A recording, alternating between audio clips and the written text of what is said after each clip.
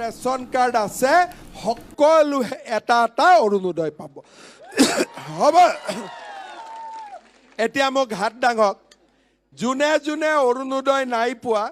তেওঁলোকৰ ration card আছে নে নাই হাত ডাঙক আছে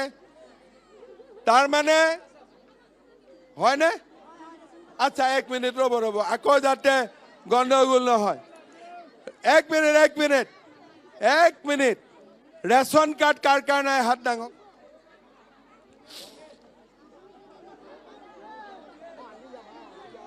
মাত্ৰ 10 ঘৰ মান 15 ঘৰ মানুহত ৰেচন কাৰ্ড নাই আৰু যাৰ যাৰ ৰেচন কাৰ্ড নাই ইলেকশ্যনৰ পিছতে দিগন্তৰ ঘৰত যাব সবকে আমি এখন এখন ৰেচন কাৰ্ড দি দিম হ'ব কাৰণ ৰেচন কাৰ্ড ঢোলটো বন্ধ কৰ ৰেচন কাৰ্ড থাকা মানুহ কিমান হাত ডাঙক সবৰ আছে হয় নে নহয় তাৰ মানে মই এটা কথা কওঁ ৰেচন কাৰ্ড থাকা মানুহ এটা 5 কেজি কৈ চাউল পাই আছে এতিয়া এই ৰেচন কাৰ্ড থকা পৰিয়ালবিলাকৰ